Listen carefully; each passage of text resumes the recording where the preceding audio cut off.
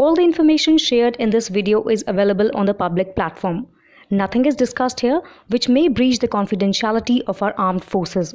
Defense Detective respects our defense forces and works only on the information that is available for public use. The UK extracted 64.82 trillion US dollars from India over a century of colonialism between 1765 and 1933.8 trillion US dollars of this went to the richest 10%, enough money to carpet London in notes of 50 British pound, almost 4 times over. This forms part of rights group Oxfam International's latest flagship Global Inequity Report, released every year on the first day of the World Economic Forum annual meeting. Oxfam said, legacies of inequality and pathologies of plunder, pioneered during the time of historical colonialism, continue to shape modern lives. This has created a deeply unequal world, a world torn apart by division based on racism, a world that continues to systematically extract wealth from the global south to primarily benefit the richest people in the global north. Using various studies and research papers as its basis, Oxfam calculated that between 1765 and 1900, the richest 10% in the UK extracted wealth from India alone worth 33.8 trillion US dollars in today's money. Oxfam said this would be enough to carpet the surface area of London in British £50 notes almost 4 times over. In the UK, a significant number of the richest people today can trace their family wealth back to slavery and colonialism, specifically the compensation paid to rich enslavers when slavery was abolished. Workers in these supply chains frequently experience poor working conditions,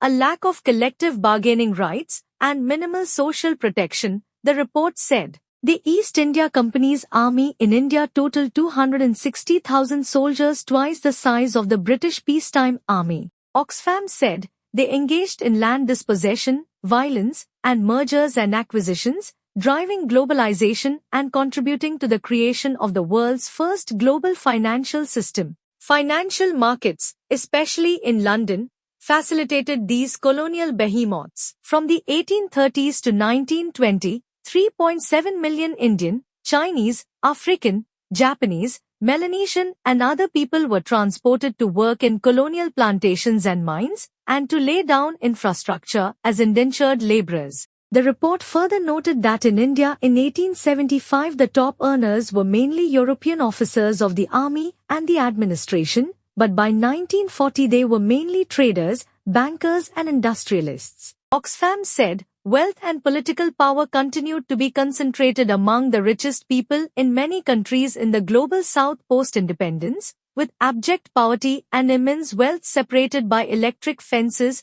golf courses and other barriers. The inequality that these countries experience today is significantly of colonial making. Oxfam further said that multiple other divisions were expanded and exploited, concretized and compounded during the historical colonial period, including caste, religion, gender, sexuality, language and geography. In India during the British colonial period, the caste system was formalized through legal and administrative measures, which reinforced its rigid boundaries. As the world deals with the legacy of corporate greed that contributed to the opioid crisis, it is critical to remember that both the Dutch and British East India Companies used the opium trade to consolidate their colonial rule, Oxfam said. In the middle of the 19th century, opium amounted to more than half of China's total imports and represented the British Raj's third largest revenue stream, after salt and land taxes. Poppy-growing areas in India were associated with lower per capita public spending on health and administration by the British, fewer schools and a greater concentration of police officers, and to this day, these areas continue to have significantly worse literacy rates and public goods provision than neighboring areas, Oxfam said. The report further said that countries in the global south have also been victims of biopiracy, the unauthorized and uncompensated collection of genetic resources for commercial purposes. It cited an example of the U.S. multinational corporation W.R. Grace's 1994 patent for a neem tree seed extract used in its antifungal spray, Neem-X. The story also talked about the ways that colonial powers partitioned the Ottoman Empire and India. It further cited studies that 59 million excess deaths occurred under British rule between 1891 and 1920 in India.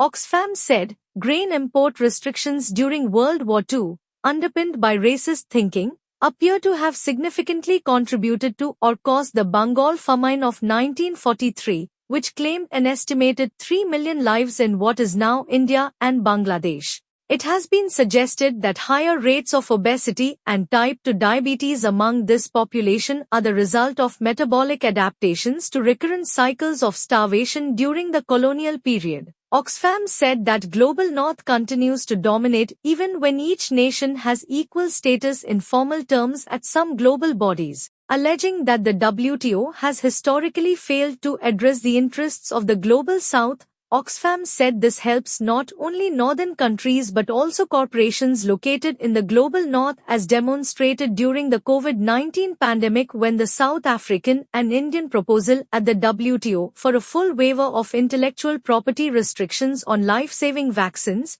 treatments and other technologies was supported by over 100 countries but successfully opposed by rich nations. It further said that the World Bank and many European development finance institutes, in partnership with private capital and investment funds in the global north, are promoting this privatization and financialization of public services in the global south. Oxfam claimed that the World Bank's International Finance Corporation, IFC, has financed high-end private hospitals in urban centers in India, a country where 37% of Indians experience catastrophic health expenditures in private hospitals, and human rights abuses are endemic. On the role of military power in maintaining colonial inequality, Oxfam said that in India during the period of East India Company rule, military expenditure accounted for nearly 75% of expenses while public works constituted only 3% on average. Further,